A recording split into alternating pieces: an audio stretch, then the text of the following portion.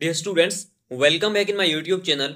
आज के इस वीडियो के अंदर बात करेंगे स्पोर्ट राउंड की काउंसलिंग के बारे में। आईपीयू का राउंड 3 का जो बीएससी नर्सिंग का जो काउंसलिंग है वो कंप्लीट हो चुकी है। अब काफ़ी सारे स्टूडेंट्स वेट कर रहे हैं स्पोर्ट राउंड की काउंसलिंग के लिए।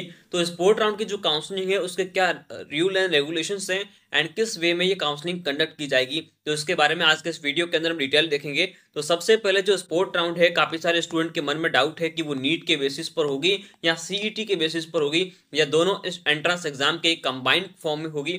तो जो मेजोरिटी ऑफ चांसेस इस बार लग रहे हैं वो आपको सीईटी के बेसिस पर लग रहा है कि ओनली सीईटी के बेसिस पर स्पोर्ट राउंड को कंडक्ट करवाया जा सकता है। लेकिन आईपीयू इसको लेकर सरप्राइज भी कर सकते हैं, नीट को भी इंक्लूड कर सकते हैं। लेकिन जो चांसेस बन रहे हैं 90% चांस आप मान के चलिए कि ओनली सीईटी के बेसिस पर प्योरली स्पोर्ट राउंड इस बार कंडक्ट करवाने के चांसेस हैं।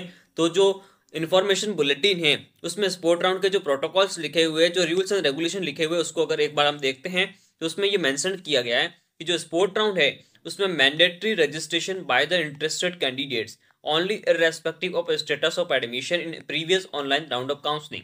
अगर आपको पहले के राउंड 3 तक कोई भी कॉलेज अलॉट होती है, उसके इररेस्पेक्टिव ऑफ स्टेटस में आपको इंटरेस्टेड कैंडिडेट जो भी है उनको मैंडेटरी रजिस्ट्रेशन आपको करना होगा, चाहे आपको कॉलेज अलॉट हुई हो या नहीं हुई हो। तो उस कंडीशन में आपको जो है इसमें रजिस्ट्रेशन तो करना ही होगा।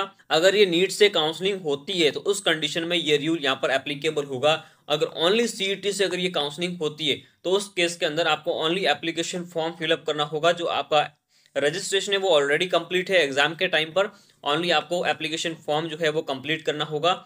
एंड उसके बाद आपके चॉइस फिलिंग का प्रेफरेंस लिस्ट ये सब आपको सबमिशन का आएगा एंड उसके बाद रिजल्ट डिक्लेरेशन। बाकी के जो प्रोटोकॉल्स है वो सेम रहते हैं। बात करते हैं सीईटी के लिए इंपॉर्टेंट डॉक्यूमेंट्स कौन कौन से रिक्वायर होंगे। तो सबसे पहले डॉक्यूमेंट की अगर हम इसमें बात करते हैं तो जो भी सीईटी के कैंडिडेट्स हैं तो सबसे पहले आपको अपना रेडी करना है सीईटी का जो एडमिट कार्ड है, वो सीईटी का एडमिट कार्ड आपका रिक्वायरमेंट होगा number 1 document.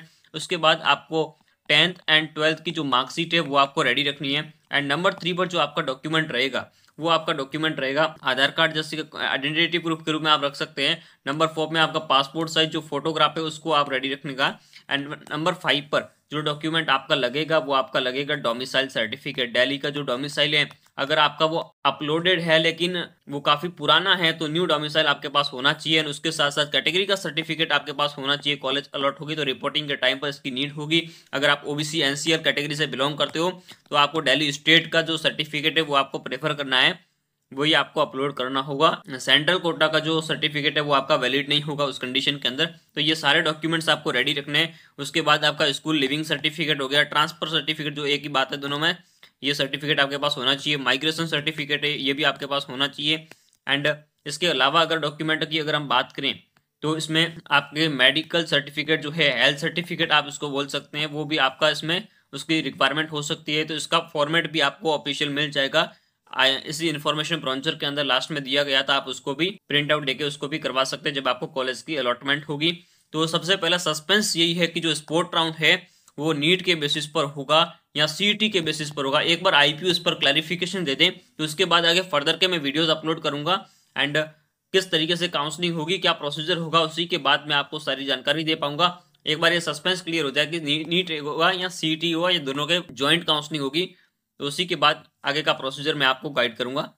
Thanks for watching. इसी तरीके का क्वालिटी कंटेंट देखने के लिए इस चैनल को सब्सक्राइब कीजिए एंड बेल आइकन को प्रेस कर दीजिए।